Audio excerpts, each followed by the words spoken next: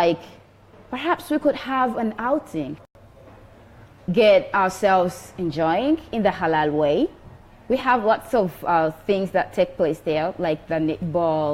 We do watch a cinema. And where does this take place exactly? It's we do have Islamic University in Uganda, female campus. Yeah. Yeah, so specifically females thing. Alhamdulillah. And I'm so thankful to Allah this is working. So do you plan to progress from Uganda to other countries? And we are in other countries as well. And I'm just praying that we get ambassadors in Kenya as well. Alhamdulillah. As I've been to Mombasa and people are so interested in it. Yes, I've been to Sierra Leone and they embraced it, and we opened a branch of Muslim Girls International. We have a branch in Nigeria. Yeah. Alhamdulillah. There is something in Zimbabwe. Alhamdulillah. So we are looking forward at spreading the word and having as many branches as possible. Bi-idhin Rahman. Okay, as we all know, there's no smooth road to success. Oh, so I'm sure you've had a lot of bumpy rides on the way. So tell us about some of your challenges. You know, running this NGO, perhaps there have been very many experiences where, you know, you felt like, I can't do this. Oh, subhanallah. You can share with us some of them. Yes, please. You know, first of all, when you are running an NGO, I mean, you should be doing it for the sake of Allah. Yeah.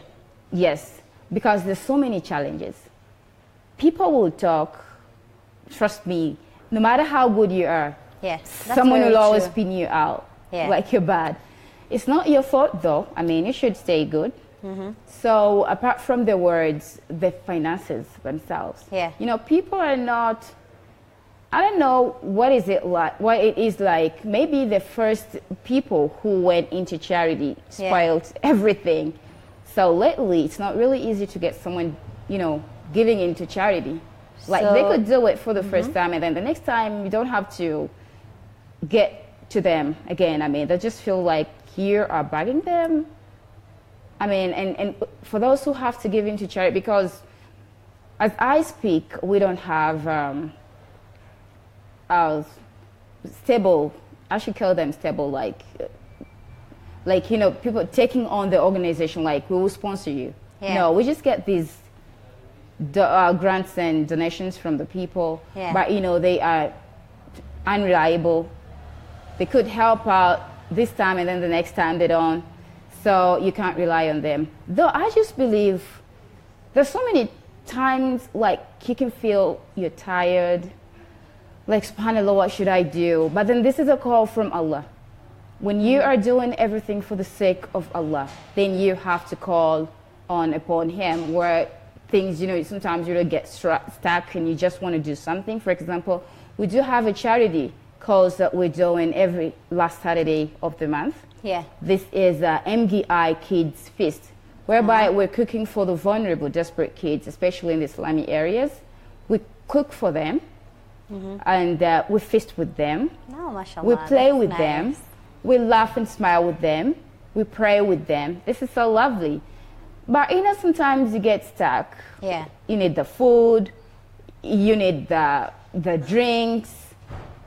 But, you know, it's all about praying to Allah to pave paths and ways. Because, you know, and some people think, since it's an organization and they see donations and so many things, so they think you have the money, they won't care.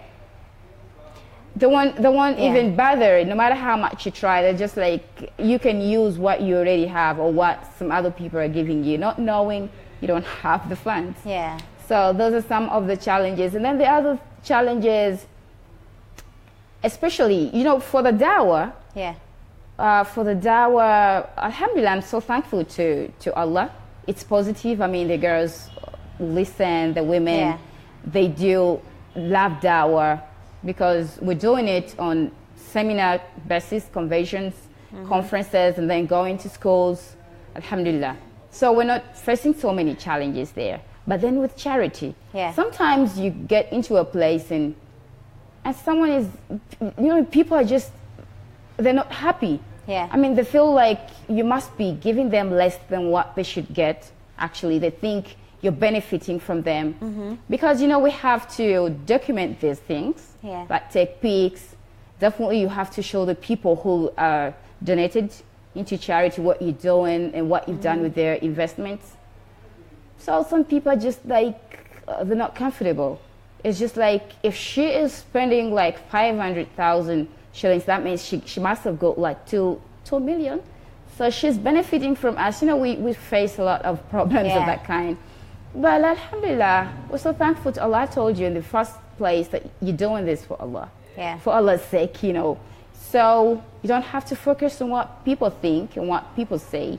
Because if you do that, then you're going to lose that. Focus. Yes, you're just going to get off track. Because no matter what you can do, trust me, people will not appreciate. So it's not all about doing it for people to appreciate. It's all about seeking for Allah's.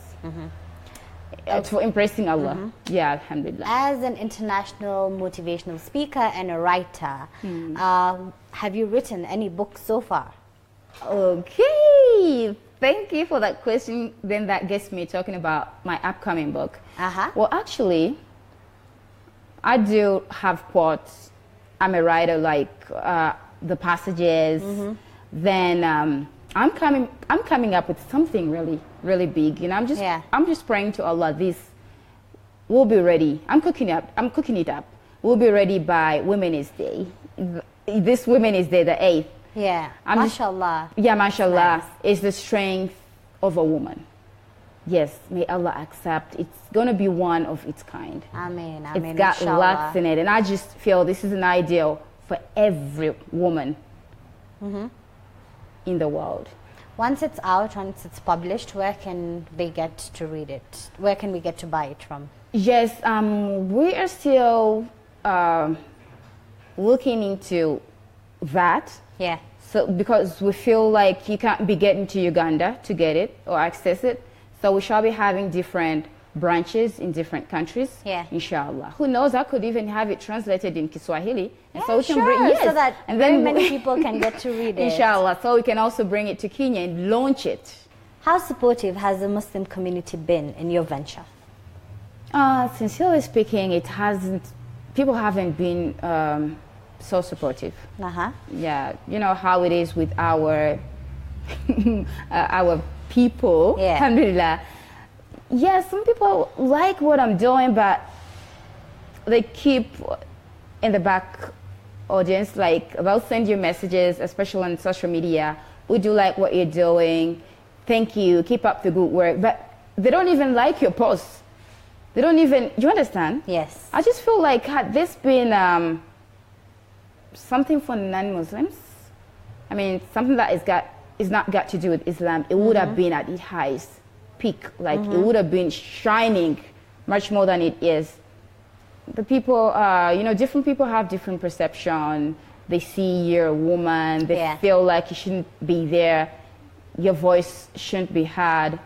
When in essence, the Prophet's time, he used to encourage women to do a lot of work. Yes, really. I mean, I don't know why it is the way it is, but I just feel like we are the mothers of the nation. I mean, teach one woman and you're teaching the nation. I mean, where are the alimas of this era? If we just keep, you know, behind. I mean, we just keep in the backstage. We have to come out. And, you know, the Muslim women and girls are being targeted a lot. I just feel like it shouldn't be only the sheikhs, because the sheikhs, there's some things they teach that are not really effective. These things, it should be asked the women to teach these things. Now, things like polygamy. I mean, the woman will be like, he's a man. It's in his favor. What is it to him that I'm feeling the way I feel? It should be a fellow woman like me to teach you about polygamy, especially that I'm in this life. That's very You understand? True. Yes. So that is what people should know. I mean, we're calling on the Muslim community to be supportive, to try to see things in a different way. Inshallah, we hope that they have got the message and they will totally support you in your venture. We will be taking a short break. Do not move a muscle, as we will get to know more about Dr. Bilal Phillips' wife, Ashuurah Mutale, and her point of view on polygamy.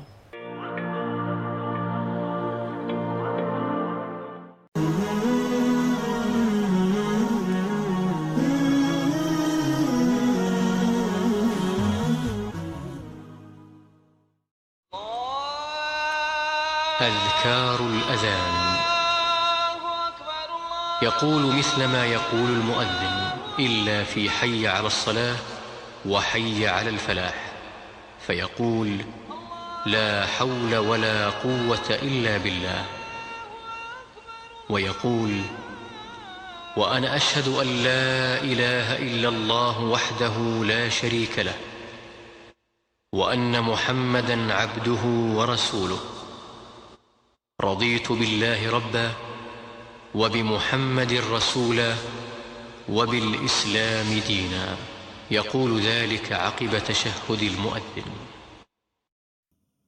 بسم الله الرحمن الرحيم. عشاء أذان، نيروبي سيتي تايم. الله أكبر،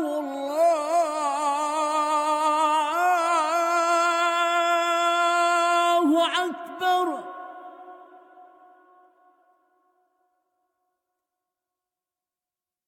الله أكبر،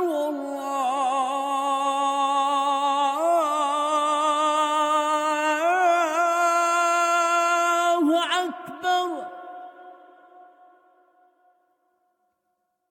أشهد أن لا إله إلا الله.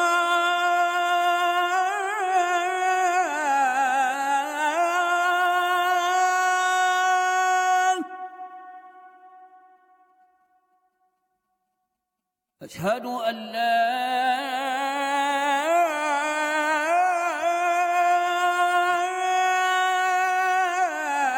إله إلا الله.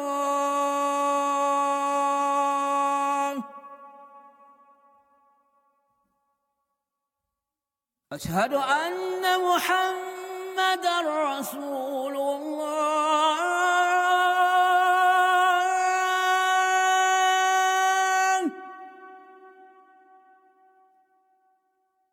أشهد أن محمدًا رسول الله. حي على الصلاة.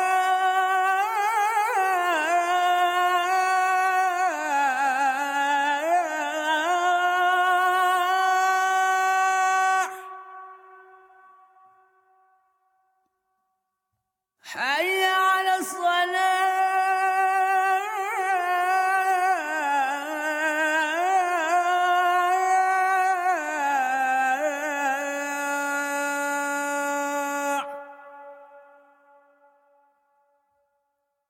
حي على الفلاح.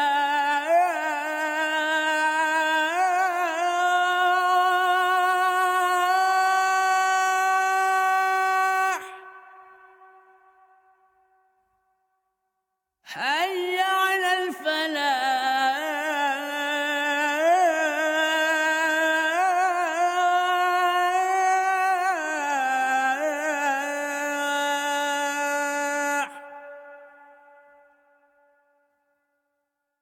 الله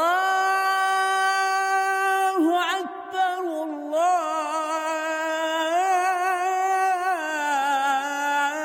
الله أكبر. لا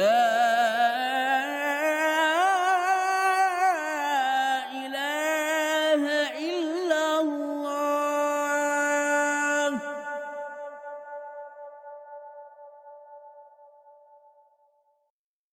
اللهم رب هذه الدعوة التامة والصلاة القائمة، آت محمدًا الوسيلة والفضيلة، وابعثه مقاما محمودا الذي وعدته إنك لا تخلف الميعاد. O Allah, Lord of this perfect call and established prayer, grant Muhammad, peace and blessings of Allah be upon him, the intercession and favor, and raise him to the honored station you have promised him. Verily, you do not fail in your promises.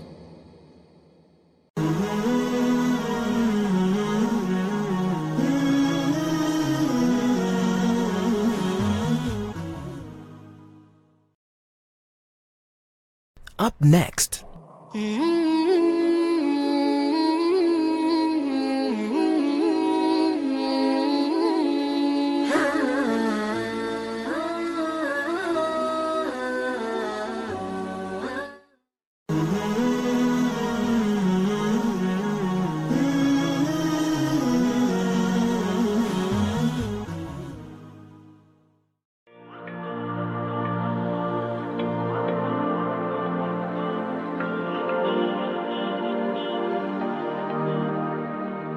For those of you who are joining us right now, I am at the Monarch Hotel, joined by the lovely Ashuurah Mutale, who is the founder of Muslim Girls International, an NGO that caters for the well-being of Muslimas all over the world. Well, in this segment, we will get to know more about her social life, her perspective on polygamy, and her journey into Islam. Welcome back to the show. Thank you. We have looked into your professional life, and you as a motivational speaker and an international writer. Well, apart from that, what do you do in your social life? Do you play sports? Do you love cooking? Tell us a fun fact about yourself. Okay. With the sports side of it, I don't have time for sports, really. And, well, the reading. Alhamdulillah. I want to know more. So I do love reading, really. Then the cooking, occasionally. Yes, alhamdulillah. Then I watch some bit of the series in my free time, though I don't have too much time for TV too. Yes, alhamdulillah. So I'm that. Okay. You are happily married, and you are married to Dr. Bilal Phillips. Alhamdulillah. How did you meet? How did the both of you meet? That's a question I've been expecting, because everyone asks about that. Yes, we're all very curious to know. Oh, subhanallah. This story is much more of a tale story. Oh, the princess fairy tale. It's a fairy tale. The Snow White went to those those things. So, it's just cutting it short. Yeah. This is miraculous, thing that I should say that, and I do admit that, alhamdulillah. It's one way of a turning stone. I mean, it's one way of believing that miracles really do happen. It's one way of believing in Allah's ability, and that whatsoever that Allah has destined for you will reach you no matter where you are. It's such a long story that you have to tell us where you met him. We want to know that. It could turn into maybe you can give us a little bit of a synopsis of where you met and how it all happened, where he proposed. We can just cut it short. Oh, subhanallah. Well, of course, it happened in my country. That's in Uganda? Yes, in Uganda. And just as many people think, or some people think that, ask me that, was it from social media? Yeah. No, it wasn't. In fact, just like I say, it's some kind of a fairy tale, because he came there not knowing he was going to marry. Yeah. Yes, this was all from Allah. I guess when it's written, it always has a way of unfolding. Subhanallah, no matter where I would have been, he would have found me there. You understand? Okay. So this is a way to all the girls, just don't rush. Wait. So you should have patience and wait for the right one? Subhanallah, what belongs to you will always find its way to you. Okay, are you his only wife? No, I'm not. Alhamdulillah, I'm not his only wife. And how accommodative are you to polygamy? Oh, subhanallah. I'm an advocate of polygamy. MashaAllah, it's very unique. You know, a lot of women cannot allow it. In fact, I've never prayed to Allah to own the man alone. Ah, okay. If I do love my man, you know, that much, I just believe that I should have my other sisters to help me out, to help ourselves out for a good and harmonious family. MashaAllah. Yes, I just believe like you can't handle a man alone, no matter who you are. In all aspects, a man is a man. So for all my beloved sisters out there, no matter who you are, no matter what you're doing, please let's embrace polygamy.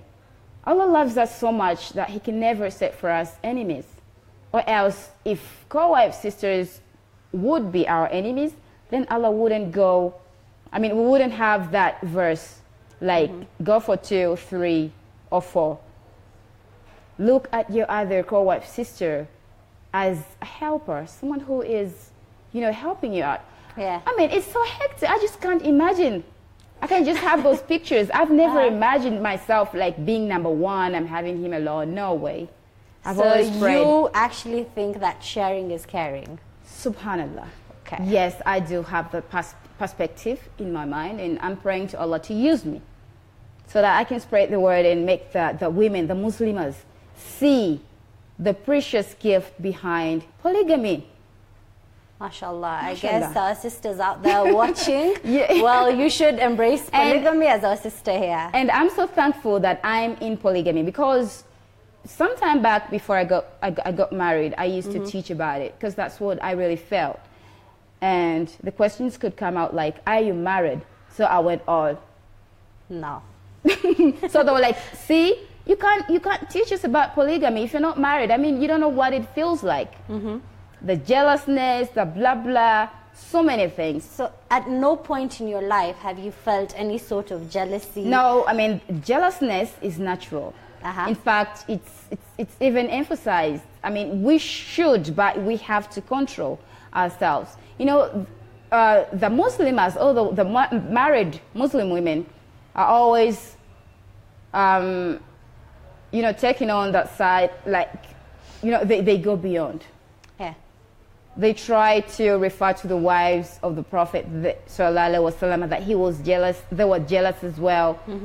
But let's try not to cover up for our evil deeds. You know how women get so evil and get off track when it gets to the men? We are losing out. We are forgetting our purposes for being created. So, this is all about someone that you found here. But you have a purpose of being created. You have to serve Allah. Yeah. Yes, let's not forget that. Your co-wife sister is your sister. It's all about praying to Allah to grant you, if your man has to marry, because these are men, we can't stop them, and they have an exception to 4 wives. So if your man has to get to marry, just pray to Allah that she is a good, devoted Muslim sister. And let's not fight our men not to marry, because this is what we're concentrating on lately. And then when they get marrying, we get worked out, we get so wasted, we don't even look after ourselves, simply because we are getting mad at just everything. Let's not lose out. Well, you are a revert to Islam. Yes. Tell us about your journey into embracing Islam. The truth is, I really hated Islam.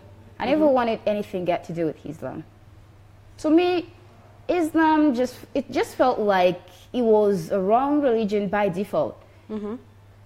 In those societies, I call them communities, that I grew in, it was all about Christianity. So Islam was looked at as, I don't know, a very backward religion. Let alone that, it was an obvious wrong track to go. Yes. So when I heard that my dad reverted to Islam, it just felt like he's confused. I just never even wanted to know why. Because to me, where I was, this is the right track. So I I just had it in my mind, when I'll meet him, I'll just have to take him back. Yeah. So meanwhile, as I had that, when I met him, he instead got me on his side. How? He told me things about Islam from Bible, from the Bible itself. Because had he told me things about Islam from the Quran, it wouldn't have really made any impact on me, because it would have felt like that's their book. I mean, obviously that's what they have to teach. But these things, the verses were from the Bible. You know, there's so many contradicting verses from the Bible. Yeah. Yes, this, he brought that, so many things, really so many things, and these are all in the Bible. And when you get into the depth of the Bible, you definitely have to cross to Islam. So I crossed. He taught me so many things, and I kept wondering and thinking. Yeah. I was young, alhamdulillah, but good enough, I knew how to read. Yeah. So he just had all those verses listed down, and he could just pinpoint one at a go. So I had to read in the Bible, and alhamdulillah, it just felt like, subhanallah, this is the way to go. I'm so thankful to Allah. Okay, so the hijab, you're very well dressed in your hijab. Was it always like this from day one, or did you go through a process? Thank you for that question. And by the way, that is one of the reasons as to why I got the vision of Muslim Girls International. Because I exactly know what it feels like. You're not a Muslim, Yeah. and then someone tries to tell you about Islam, how awkward everything sounds, you know, and then when you're trying to grasp the message, I know what it exactly means, and then I know exactly what it means, like that you have got into Islam.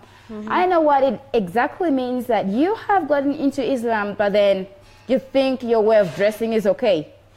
You know how it is, Sure. the bling bling, wearing those, Yeah. the tie, everything. Styling up your hair, Yeah. subhanallah, it wasn't really. Maybe Maybe you can share your experience of how you started. Exactly, that's what I really want. You know what it was like?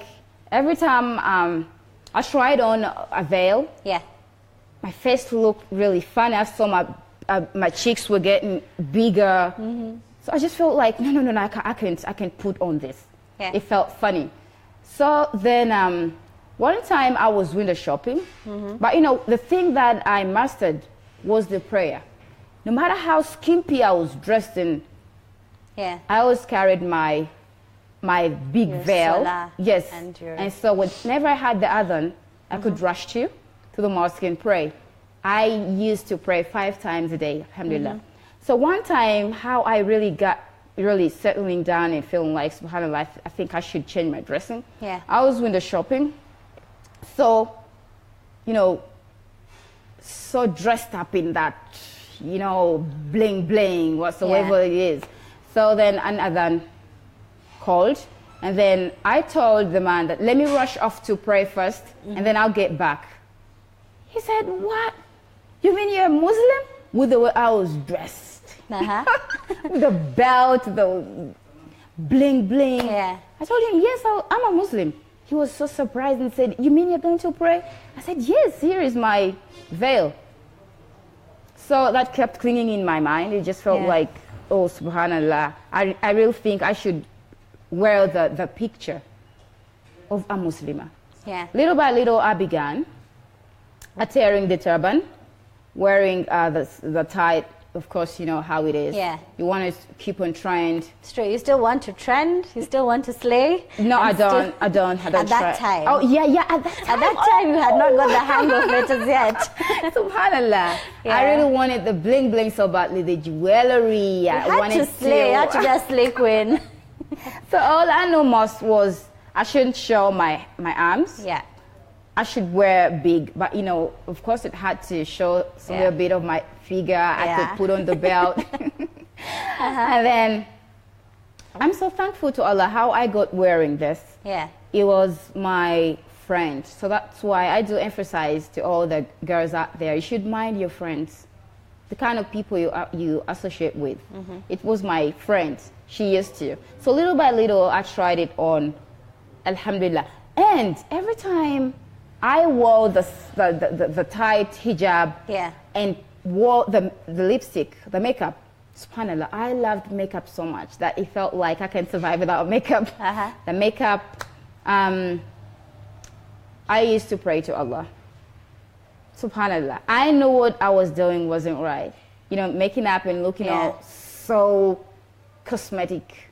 You understand? Slaying. So I used to pray to Allah, and this is what I'm telling all the Muslims out there who are still slaying. Every time you look at yourself in the mirror, pray there and then, Ya Allah, I'm weak.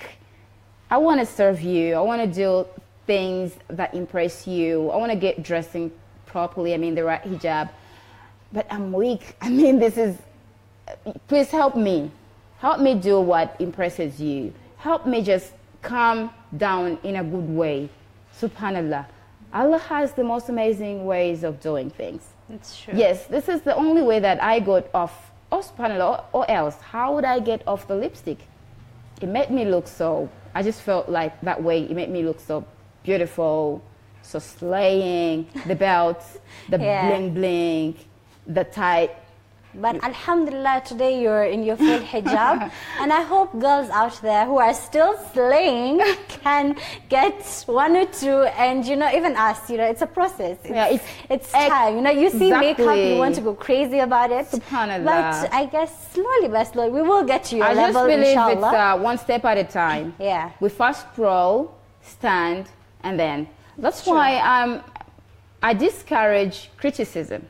Yeah. For those teachers out there who get so hard on girls. And very judgmental. Yeah, so judgmental. Please, if someone was, because I exactly know what it feels like you are still slaying and someone, you know, pins you out. Yeah. You will go to hell. Stop this. They're so tough. True. I mean, you just feel like, oh, SubhanAllah, you're caught up between the hard rock, the rock and the hard place. Yeah. I mean, you just feel like, SubhanAllah, maybe even my efforts are not valued, they're not recognized. Maybe should I just put it off and get, and I mean, get off the hijab completely. So I just feel like it's not really good, because criticism is a way to discouragement.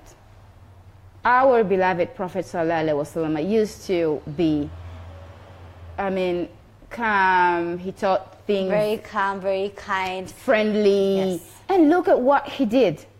SubhanAllah, we don't have to be so hard, so tough, so criticizing. You know, so many teachers out there are doing I just feel like they're doing the wrong thing. This is another world. I mean, these girls, the women need to be explained to. This is a contemporary world. They need a reason to. That's why so many girls are forced into hijab. Yeah. They'll do what their parents want in front of them. But when babes go, SubhanAllah, they just put it up because they have no reason. They haven't told why, the good things about hijab. Yeah. So I just feel like this is not an era for our mothers. Our mothers never asked, our grandmothers never asked anything. They were just commanded by their parents. You couldn't dare ask your parent, why should I wear hijab? I mean, this is the way to go. But in this contemporary era, in this contemporary world, we have to explain to them. Yeah. Tell them the good about hijab. Why hijab? Give them the verses. Teach them taqwa for Allah. Alhamdulillah, they will understand. At this moment, I'm so thankful to my dad. He never forced me into hijab. In fact, my dad was so supportive in such a way that he was like, leave her, time will come. Yeah. I believe he must have prayed for me anyway. And Alhamdulillah, I can see everything has worked out. SubhanAllah, right now, you can't, how can you start really telling me that hijab is slavery, we should put it off? I mean, we are being denied of our rights. Which rights? I mean, this is our hijab. Yeah. It's beauty, it's elegance, it's respect. This is our identity. Alhamdulillah. Okay, so let's make it as brief as possible. We want to wrap up the show. What message do you have to girls and women out there who are watching you and they're finding it very difficult to stick to the deen and they want to actually learn it? You are actually pursuing Islamic studies currently. Alhamdulillah. Maybe you can tell them, you know, something for them to come into the deen. Alhamdulillah. Thank you for that. Yeah. I'm pursuing Arts of Islamic Studies at Islamic Online University. This was Mashallah. founded by Dr. Bilal Phillips. I'm encouraging, I'm recording all the Muslims out there to do something beneficial for themselves. Seek for knowledge, authentic knowledge. Subhanallah. Where are the alimas of this era? We do remember that way back our great mothers contributed so much onto deen. Let's go for authentic knowledge. And remember Islamic Online University, this is a tuition-free university. This is a gift to the Ummah. So is there a website that they can log into? Yes, it's www.iou.edu.gm. Subhanallah. Get yourself registered by signing up an account. And remember, there are also free diplomas. Oh, mashallah. Yeah, so there is no barrier to learning your deen. No barrier. This is accredited university. Mashallah. Well organized, high quality, affordable. This is flexible, easily accessible. Yeah. It's an English medium and it's completely online. Are you a working class? Are you a housewife? Are you a school dropout that you're so confused over what to do and which way to take? Yeah. Are you already in university? You can take on the dual degree program, whereby you choose on another course and you get a chance of graduating with 2 degrees. MashaAllah. Thank you so much for gracing the meet and greet show. It has been very beneficial. Alhamdulillah. Barakallahu feekum, subhanallah. I'm really so privileged and honored to be part of the show at Horizontv. Thank you. We have come to the end of the meet and greet show with yours truly, Aisha Khan. I am totally inspired by Ashuurah Mutale's story, and I'm sure that you are. We get to learn that patience, resilience, hard work, and loving what you do in life is very, very important. You can be married, but you can also have your own life on the side. Well, goodbye for now. Until next time. Ma'as salam, fi amanillah.